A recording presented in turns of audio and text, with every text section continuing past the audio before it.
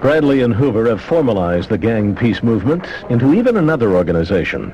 Larry Hoover spoke out again from his jail cell, this time to explain his role in founding United in Peace.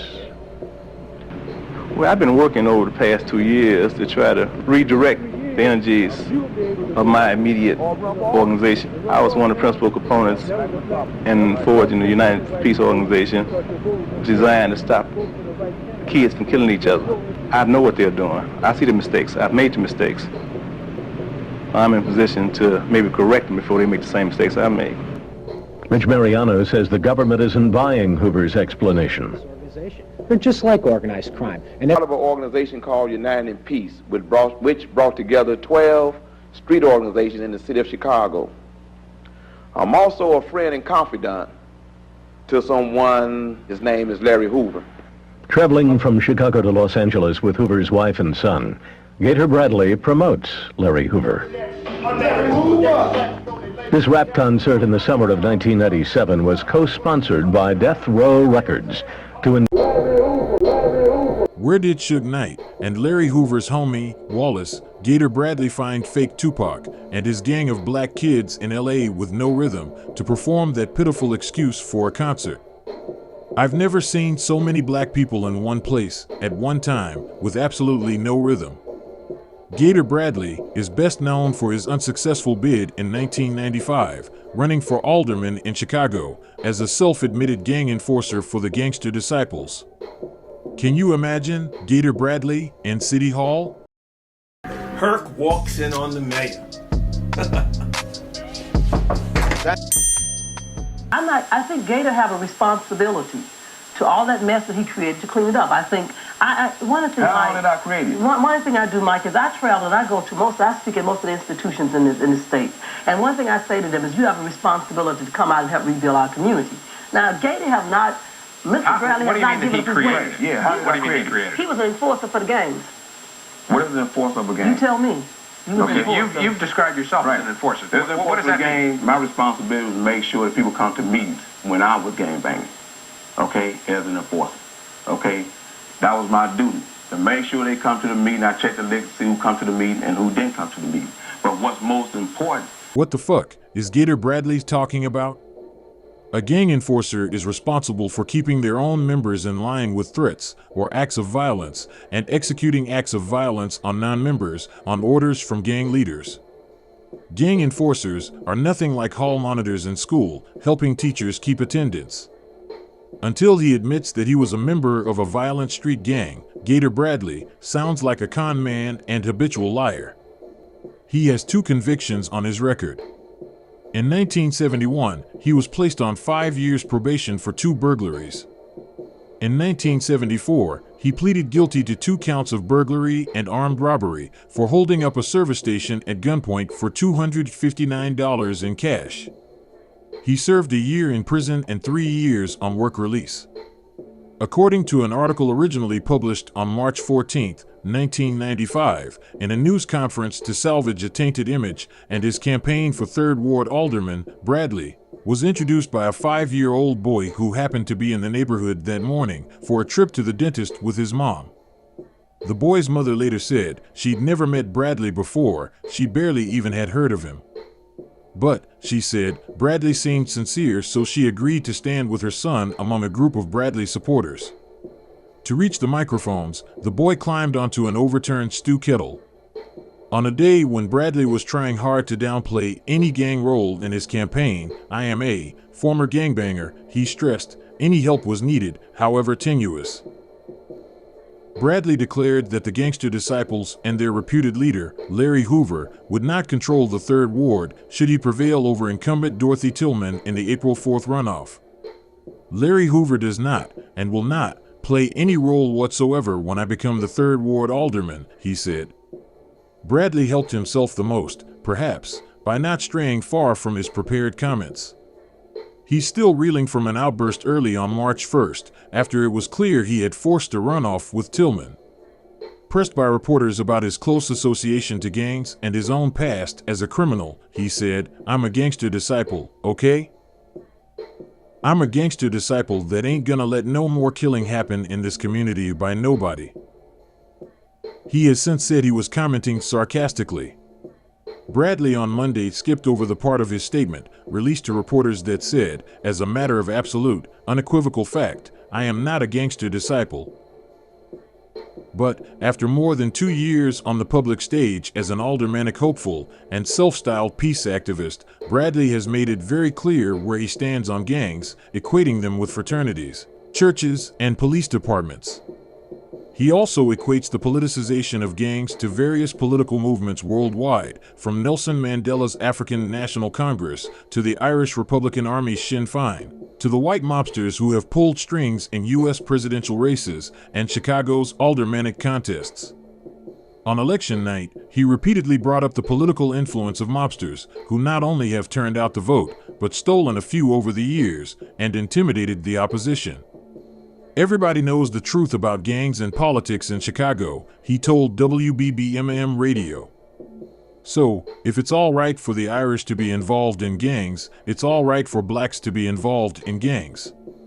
That night he also thanked 21st Century Vote, a group with strong links to Hoover and the Disciples, for its help on his campaign. "I love 21st Century Vote," he said.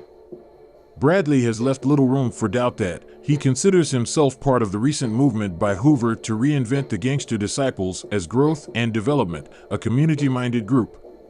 In a 1993 interview with the Tribune, he said he no longer was an enforcer for the Gangster Disciples, but considered himself an enforcer for Growth and Development. He said at the time he wouldn't deny being a part of Hoover's organization. "That's why I get respect," he said. "I can't deny it. Why would I deny it? I don't know no one that would deny a fraternity or a sorority because someone got killed in the initiation." In Gator Bradley's vision of the world, gangs and their goals have been distorted by the media. "You take the gang thing like Hitler took the Jew thing," Bradley said primary night. "Hitler took the Jew and made Jews synonymous with everything that was evil. Every gang member ain't a dope dealer or out there sticking up." Bradley's message may strike many in the middle class, both white and black, as odd, but he has won the trust of the Boys and Girls Clubs of Chicago and individuals working with at-risk youths. He served time for armed robbery and burglary in the 1970s, but later was granted a rare pardon after an outpouring of support from community and political leaders. Last year, Jesse Jackson took Bradley to the White House with a contingent of black leaders to counsel President Clinton about his crime bill. After being defeated by Tillman in the 1991 primary, Bradley's networking and 21st Century Vote's political organizing seemingly have paid off. He received 2,198 votes, 31% of the vote, on February 28th. Tillman, with 48%, did not have the majority needed to avert a runoff.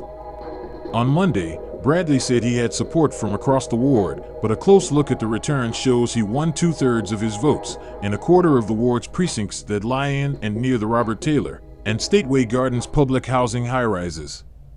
Those buildings, for the most part, are controlled by the Gangster Disciples. Where he didn't get support was in the 46th precinct at the south end of Taylor in an area known as The Hole, which is dominated by the Mickey Cobra's Disciple rivals. In that precinct, 87% of voters rejected Bradley. If Bradley is to defeat Tillman, he will need to appeal to voters outside of Taylor and Stateway, and beyond areas where the Disciples have an iron grip. Bradley said all the talk of gangs was distracting him from discussing jobs, health care, youth programs, and other issues. He mentioned an advisory board that includes former Mayor Eugene Sawyer and former Chicago Board of Education President Florence Cox as evidence of his concern for the ward. Standing among Bradley's supporters was Sawyer's son, Roderick, and Ethel Washington, local advisory council president for half of the Taylor homes. 3 officials from 21st Century Vote, though, never emerged from behind closed doors into the hallway outside Bradley's campaign headquarters. If you've enjoyed our show so far, and you're not gang, please smash that like button and subscribe to the Cartoon News Network to join our movement. In April 1995, Gator Bradley lost the aldermanic race to incumbent Dorothy Tillman. A few months later, federal authorities raided the offices of 21st Century Vote and indicted Larry Hoover on RICO drug charges on August 31, 1995. Obviously, the potential for Larry Hoover to be set free, and for Gator Bradley to be elected alderman, appeared much more likely several months earlier, in 1994. According to a Chicago Tribune article, originally published on September 28, 1994, barely known outside a few South Side neighborhoods a mere 18 months ago, a political group called 21st Century Vote has made good this year on its goal of forging gang members into a political force in the city. Politicians of all kinds, black and white, liberal and conservative, have courted its influence, confident that the group can register voters, raise money, and elect mayoral and aldermanic candidates. Like the best ward organizations from the city's past, the group has embraced the classic strategies of providing jobs and community services, such as neighborhood cleanups. All this has been accomplished with amazing speed by a small, unlikely group that might be considered the ultimate outsiders, individuals with prison records, rap sheets, and close ties to the state's most powerful gang leader, Larry Hoover of the Gangster Disciples. Officials at 21st Century Vote, which stands for Voices of Total Empowerment, include a convicted murderer, another felon convicted of attempted murder, and a third ex-convict who police say smuggled drugs into prison for Hoover. A founding director is currently awaiting trial for the murder of a woman who was molested with a pipe and suffocated with a chunk of concrete. "I've made some mistakes, and I've learned from them," said Derek McLean, 44, a director for the group, who has been convicted of aggravated battery, armed robbery and drug trafficking. "I have a chance to give some of the experience I have and try to help others and prevent them from going down there to prison and rotting." This is not McLean's first involvement in a non-profit group with lofty aims. In 1986 and 1987, according to a state undercover investigator, he was working for Hoover's Gangster Disciples as part of a not-for-profit group called Prisoners Support Coalition. Its goals: find jobs for ex-cons, and make prisons more humane and fair. State police suspected the group had another objective: funneling cocaine and marijuana for the Disciples into Stateville Correctional Center in Joliet. An investigation by state police found that McLean and other coalition officials, who wore gold chains with the six-pointed Disciples star around their necks, often referred to Hoover as their boss. McLean was convicted of narcotics trafficking. In addition to McLean, the group's founders on its 1993 state incorporation records include Nevis Coleman, who in April was accused with two other men of raping and murdering a woman found in the basement of his apartment building with a piece of concrete in her mouth. She had been sexually abused with a 6-inch pipe. After his arrest, Coleman told police he was a Gangster Disciples member. Officials at 21st Century Vote say Coleman has not been working for the group for more than a year. Dwayne Harris, chairman of 21st Century Vote, who was arrested in 1989 for possession of a small amount of cocaine, and was listed as a member of the Disciples. That drug possession case later was dropped by prosecutors. Harris said police planted the drugs, and he was mislabeled a gang member. Charles E. Harris, the older brother of Dwayne. Harris' house was seized by the federal government in 1989, after a reputed drug dealer for the Gangster Disciples and two other people were arrested on drug charges there. Police recovered 111 grams of cocaine, 2,268 grams of marijuana, 2,361 grams of PCP, $26,590 in cash, and 1,000 clear plastic bags in the raid. Harris was not charged in the raid, and the three who were arrested were later acquitted. With its 1994 state filings, 21st Century Vote dropped Charles Harris and Coleman from its list of directors. New officials listed were attorney Rufus Cook, the group's registered agent, who also is representing Hoover before the Illinois Prisoner Review Board, and is counsel for two other organizations run by Hoover's common-law wife, Wendy Jenkins. Patricia Hogan, the group's treasurer, who wrote a letter last year urging the Prisoner Review Board to release Hoover. "I have always known Larry Hoover as my friend," she wrote. "Now, I can honestly say that I respect and admire him for the man he has become." She and other Hoover supporters, including several politicians, told the board that they believed Hoover was trying to use his influence to improve the community. Charles Kellogg, who in 1976, was convicted of killing a father of 7 during an armed robbery. "Please don't kill me, you can have everything," the victim was quoted as saying, then was shot in the face. Kellogg was released from prison in 1992. Theodore McNeil, who was convicted of attempted murder in 1986. McNeil was released from the minimum security Vienna Correctional Center, where Hoover has been incarcerated for 7 years, a month before McLean in 1991.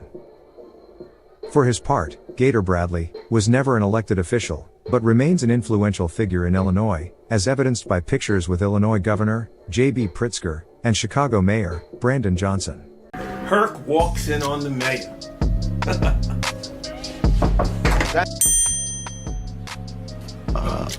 Roy's been doing this so long, he doesn't even lock the door anymore. And out of all the people Herc tells this shit to, he gives this information to voucher. You go back down to the hall, you act like it never happened. You shut up.